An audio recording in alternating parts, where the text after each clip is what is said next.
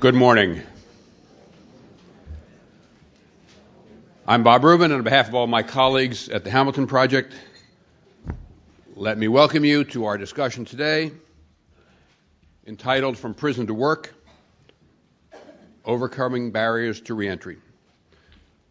The Hamilton Project, as many of you probably know, began about 3 years ago.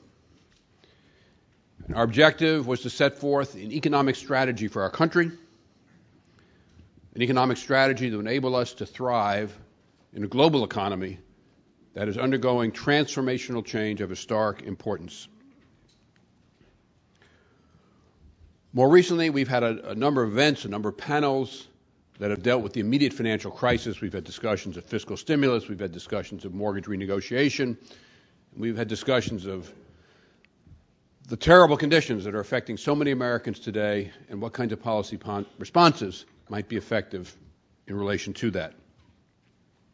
At the same time, for the most part, our focus has been on long-run issues.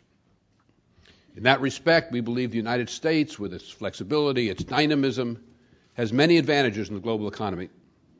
But to realize the potential from those advantages, we must meet our critically important and usually consequential challenges, and it is meeting those challenges that has been the predominant focus of the Hamilton Project, including healthcare policy, energy policy, education, reestablishing sound fiscal conditions once the economy is on a healthy path again, issues that are going to affect the well-being of mainstream America for years and decades to come.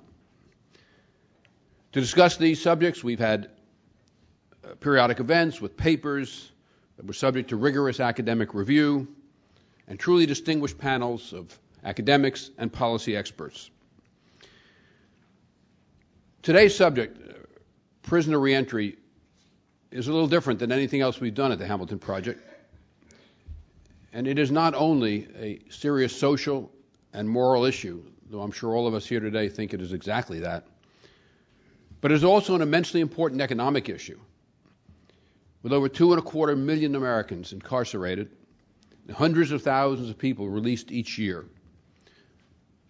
If you think of it in an economic context, there are enormous gains that could be had in social costs saved and productivity realized if real progress could be made in bringing released prisoners back into the economic mainstream. All of you are here because you care about this issue. My own concern about prisoner reentry grew largely out of my involvement in an organization called the Local Initiative Support Corporation. It's the nation's largest community development organization, and I've chaired it for many, many years. In addition, my younger son, worked as a volunteer teacher at the Fortune Society in New York for some period of time, and he used to come home and talk about the enormous challenges and difficulties of trying to accomplish successful prisoner reentry with so many members of the released population. It is because of all of this that our then director of the Hamilton Project, Jason Furman, and I discussed including prisoner reentry as an economic issue for the Hamilton Project. Our program today is designed to serve two purposes: to provide additional exposure for an issue that unfortunately receives far too little exposure in our society, and two, to provide a forum for discussion of a serious proposal for dealing with prisoner reentry and for the issues around prisoner reentry more generally. For both of these reasons, we are deeply, deeply honored to have with us to deliver our keynote address Senator Jim Webb of Virginia. His focus in the Senate has been largely on national security issues, but he has also engaged strongly with economic and social issues as well. In that context, he has been a champion of the Second Chance Act, and he has used his position on the Joint Economic Committee to focus on the link between prisoner release and the larger economy. I don't think there's any question but that having an American political leader of the enormous standing and distinction of Senator Webb involved with prisoner reentry can contribute greatly to giving this issue the prominence that it is so important that it have, important not only for released prisoners, but for all Americans. In keeping with the practice of the Hamilton Project, I won't go into the Senator's resume, it's in your materials, but I would strongly recommend you look at it. It is the resume of a deeply committed American who has now become a major political leader.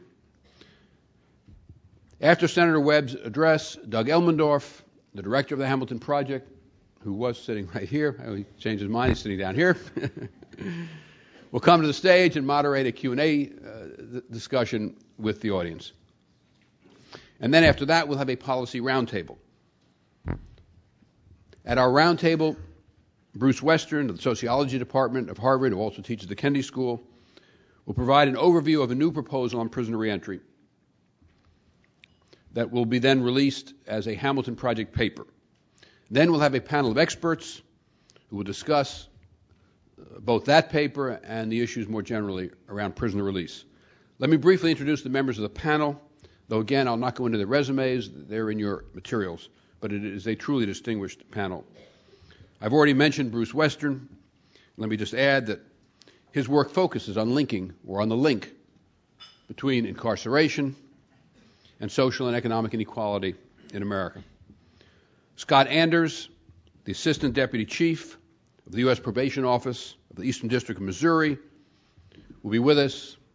He has developed partnerships at the local, state, and federal level to assist offenders in becoming productive members of the community. Glenn Martin, Associate Vice President of Policy and Advocacy of the Fortune Society, which is truly a remarkable organization in New York City that has had a long history of helping released offenders reenter the community.